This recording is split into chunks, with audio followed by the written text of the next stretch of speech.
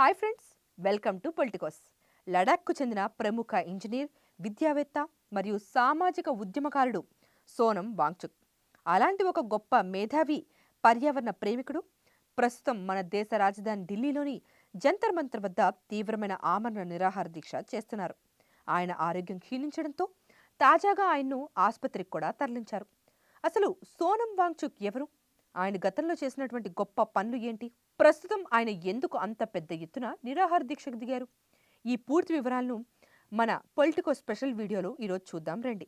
లడాఖ్లోని లేహ్ జిల్లా వుల్లే టోక్పో అనే ఒక చిన్న గ్రామంలో జన్మించినటువంటి సోనం వాంగ్చుక్ చిన్నతనంలోనే సరైన పాఠశాల లేక 9 ఏళ్ల వయసు వరకు చదువుకు దూరంగానే ఉన్నారు. ఆ సమయంలోనే ఆయన తల్లి ఆయనకు ఇంట్లోనే మాతృభాషలో ప్రాథమిక అక్షరాలను, చదువును నేర్పించారు. ఆ తర్వాత 1975లో ఆయన తండ్రి జమ్మూ కశ్మీర్ ప్రభుత్వంలో మంత్రిగా బాధ్యతలు చేపట్టడంతో వాంగ్చుక్ శ్రీనగర్కు మారారు. ఆ తర్వాత దేశ రాజధాని ఢిల్లీలోని విశేష్ కేంద్రీయ విద్యాలయ పాఠశాలలో చేరి తన పాఠశాల చదువును పూర్తి చేశారు.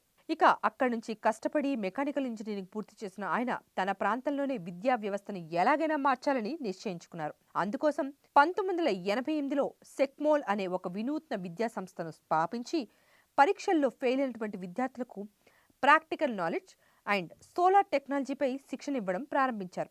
ఆయన చేసినటువంటి ఈ గొప్ప ఆవిష్కరణలో ఐస్ స్తూపాలు అత్యంత ప్రాచుర్యం పొందాయి. శీతాకాలంలో వృధాగా పోయే నీటిని మంచుకొండలుగా మార్చి వేసవిలో ఆ నీటిని వ్యవసాయానికి వాడుకునేలా ఆయన చేసినటువంటి ఈ ప్రయోగం లడాక్ రైతుల పాలిట వరంగా మారింది.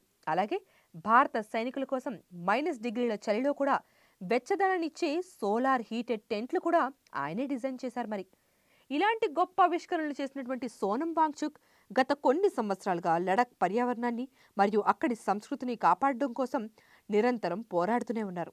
లడాక్ ప్రాంతానికి ప్రత్యేక రాష్ట్ర హోదా ఇవ్వాలని, రాజ్యాంగంలోని 6వ షెడ్యూల్ కింద లడాఖ్కు రక్షణ కల్పించాలని డిమాండ్ చేస్తూ గతంలో ఆయన 21 రోజుల పాటు -డిగ్రీల చలిలో ఓపెన్ గ్రౌండ్లో క్లైమేట్ ఫాస్ట్ పేరుతో భారీ నిరాహార దీక్ష చేశారు.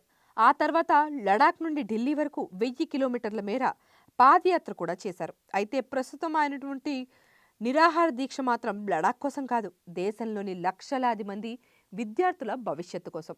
ఇటీవల దేశవ్యాప్తంగా సంచలనం సృష్టించినటువంటి నీట్ యూజీ మరియు ఇతర పోటీ పరీక్షల పేపర్లు లీకేజీలు, అక్రమాలకు వ్యతిరేకంగా ఆయన ఈ పోరాటం ప్రారంభించారు. విద్యార్థుల తరపున పోరాడుతున్నటువంటి కాక్రోచ్ జనతా పార్టీ అనే యువజన గ్రూపుకు మద్దతుగా పరీక్షల నిర్వహణలో ప్రభుత్వం జవాబుదారీతనంగా ఉండాలని, తప్పు చేసిన కేంద్ర విద్యాశాఖ మంత్రి రాజీనామా చేయాలని ఆయన గట్టిగా డిమాండ్ చేస్తున్నారు.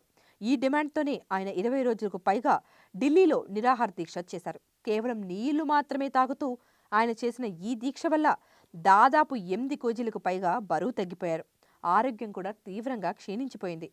పోలీసులు ఆయన్ను ఆసుపత్రికి కూడా తరలించాల్సి వచ్చింది.